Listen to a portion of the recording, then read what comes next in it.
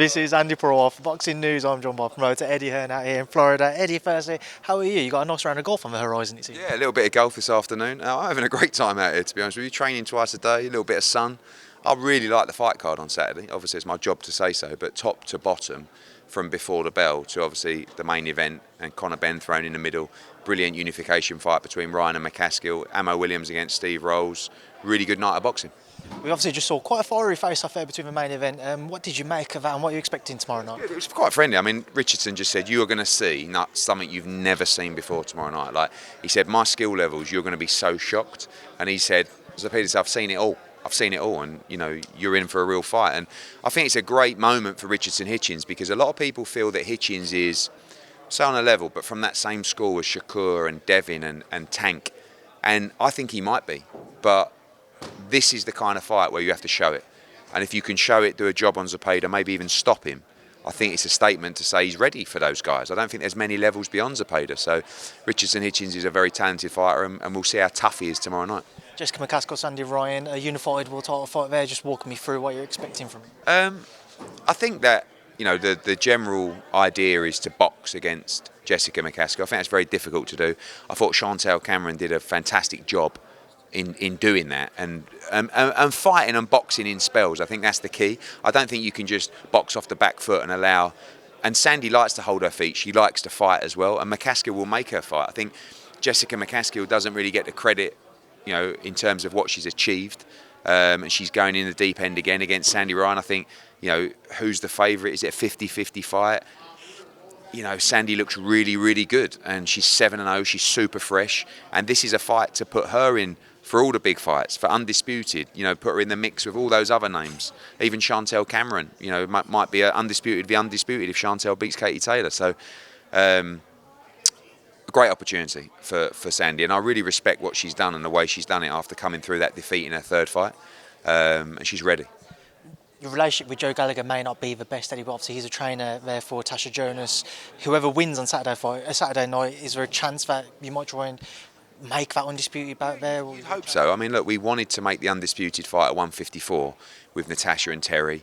I still don't get why we couldn't, but if Sandy wins, or whoever one of our fighters wins on Saturday night, we have all the belts at 147, and Tasha has one. So there is another undisputed opportunity. Hopefully she takes that one. I hope that just because someone doesn't particularly like someone, that someone loses the opportunity to become undisputed. That should always be the dream for any fighter. And we could have done that with Natasha and Terry Harper, and now we can do it again after Saturday. But Natasha's done brilliant. She's a 2-division world champion, and she can become undisputed. That should be the aim. So hopefully, we can make that fight. I know Sandy Ryan would love that fight with Tasha Jonas to become undisputed, and I'm sure Jessica would too. Eddie, I think it's safe to say that we covered everything to do with Conor Benn quite well yesterday. Just one thing which came out earlier. I just want to get your thoughts on Michael Mazzulli, the head of the ABC, saying he's had no dialogue with the board or with Robert Smith. Yeah, I believe he say he's contacted them on numerous occasions, and they never came back with anything to suggest he wasn't not cleared to fight. Robert Smith said he'd spoken to the commission, so I'm guessing he's spoken to Florida Commission to confirm that Conor Benn is not suspended. When we spoke to the ABC, they said they're speaking to the British Boxing Board of Control. Now, it sounds like Robert Smith hasn't even replied to them and hasn't given them any reason why Conor Benn can't fight. It's been confirmed to the ABC via the board and UCAD, I know, that Conor Benn is not suspended. Very strange that Robert would not speak to the ABC. It's like the whole governing body of American commissions. But unfortunately, as I said yesterday, whether you like it or don't like it, Robert knows that Conor Benn is clear to fight here and he's not suspended. So maybe he just didn't want to bring himself to say that, but certainly I think Mike Mazzulli said he's very disappointed with the British Boxing Board of Control, and if they had a problem they would have let them know. So on we go. Sticking with the board, there's a documentary coming out on Channel 4 today looking into an investigation of multiple accusations of racism, sexism and Islamophobia from key figures within the sport. I just want to get your thoughts on that, if you have seen any personal experiences along those lines. I mean, I've just literally saw the tweet about an hour ago, all these allegations against the British Boxing Board of Control of, I think, particularly racism. I haven't really got a comment on it because I've not been aware of this documentary. I watched the trailer. It's very serious allegations against the British Boxing Board of Control. again, without watching it, without understanding it, I think it's unfair for me to comment. I think it's obviously a very serious moment for the British Boxing Board of Control, and I'm sure they'll deal with it, and I'll watch it in due course. Yeah, I mean, have I experienced? I just think that, you know, life is moving very quickly, and generations are changing, and the way people are being treated is changing, and sometimes organisations exist that have, how can I put this, you know, have a older representation and an older mindset, and I think that we need to evolve all the time. Like, you know, I try and evolve with the times, and I think sometimes you realise that the way people have been treated in the past has not been fair, and you know, that could be across race, gender, anything. And you know, I particularly look at women's sport, you know, and just to use the example of my daughter who plays football, you know, and I follow her playing football all the time. It's one of the most enjoyable things for me, and I find it wild that girls don't have the opportunity to play football in schools. So it's like girls play netball, boys play football. It's like, and growing up, and probably only till about 5 years ago, I would have said, yeah, that's boys play football. That's what they do. But it's like, why can't girls play football? Do you know what I mean? So that mindset, when you have an older organisation or older representation, sometimes it's not that necessarily people are racist. They might just be stuck in their ways. Now, is that institutionally racist, or is that historic? I don't know. It's a wild debate, and you can never win this debate. But I think you need to keep evolving as an organisation, as a governing body, as a business, to make sure that you have younger people in the organisation that actually understand the way the world's changed, and to try and make it a fairer place. So, serious allegations against the board, nothing to do with me, thank God, and I'm sure they'll deal with it. One thing I'm interested to get your thoughts on, Eddie, is I've just seen it about an hour ago. Obviously, we had the news of Kamil Sokolowski testing positive for testosterone a few days ago. He's now signed a deal with bare knuckle boxing. Just get your thoughts on him moving from one sport to the other on the back of that positive test. Yeah, I mean, that's a terrible look, obviously, and I don't know the ins and outs. I think, did he admit that he took something? Yeah, he admitted to, like, he took a supplement which would have had it. Right. Okay. Yeah.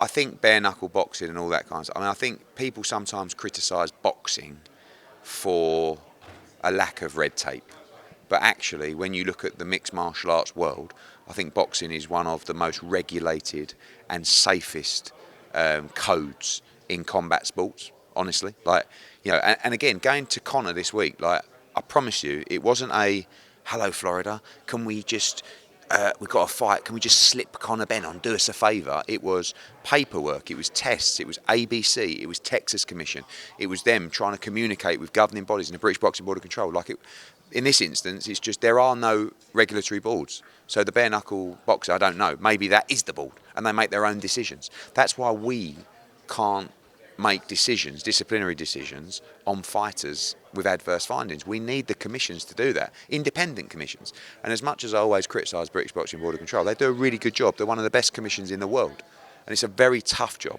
that they've got. But in an organisation like that, you are the governing body. You are the sport, and you make your own decisions. And if you want to put Kamil Sokolowski in a bare knuckle contest, you know, and that's a sport that is, you know, I mean, a sport is quite barbaric. And I don't think they're really particularly bothered about things like that. Boxing is different. Boxing is a sport built out of code and conduct and discipline and respect. And that's why I really feel that, as I said, as a fight sport, boxing is one of the most regulated sports out there. We had a press conference yesterday, Eddie, for one of the most highly anticipated fights of the year with Bam and Sonny. Just walk me through what you took away from that, and do you feel like there's not as much confidence coming from Bam's side? I just think it's what he's like. He's so chilled, Andy. Like, you know, he just... you know, Sonny says 300 words a minute, and Bam says 3. You know, and Sonny, I think the one play that Sonny made yesterday that was quite surprising was the age. Kept mentioning the fact, and you struggle to remember that Bam is 23. Excuse me, and you know, he has, like he says, I think when you're my age, you might beat me. And I think that's a play from Sonny to try and get in ahead. But Bam's super chilled. They're flying to London on Sunday, and they're doing a workout on Wednesday, I think, of next week, Tuesday, Wednesday. They're also doing a head-to-head with Addy And I think it's just going to be interesting. Sonny wants to get under his skin. I'm not sure if he can do it. Bam's super chilled, but it's just a tremendous fight. We had a great pre-sale and a good day one of sales as well. It's going to be a great night. You said to us yesterday, Eddie, that you're going to have talks with Deontay Wilder's representatives after the press conference. How did they go? What can you feel us in? I spoke to Shelley. We've had an offer come in for that fight from the Middle East, an additional one from the original conversations. We're talking about that, and it remains our priority. You know, we are considering a fight in December as well, and that new offer could mean the fight could happen as late as March, as the latest. So we'll have to see. You know, whenever you receive an offer, you have to look at the severity of it. You have to look at the substance of it. But I made it clear to Shelley, we still want to do that fight. We accepted terms for that fight. Under those terms, it looks like it's not currently progressing, but we still want to do it, and that would be a great fight to land. Take it from what you're saying, that offer isn't as enticing as what the original one has been for these last few months. It's enticing. It's very enticing. It's not dissimilar, I think, is the best way to describe it. But again, you know, originally the offer came from an entity that we've worked with a number of on occasions. It's a different, you know, due process going through with existing partners. So we'll have to just look into that with Shelley and see what we're going to do. Obviously, you're going to be trying to wrap up an opponent for AJ shortly or as quickly as possible. Frank Warren throwing Daniel Dubois' name into the mix there, trying to see who's got more heart out of a pair of them. I mean, look, Daniel Dubois is a great young. I think it's a great fight, by the way. But you can't compare the two guys' hearts. I mean, look at AJ against Vladimir Klitschko when he was out on his feet, got hit by a right hand that would have decapitated most heavyweights, got up off the deck at 8. Even against Andy Ruiz, you know, got up, 4 or 5 times.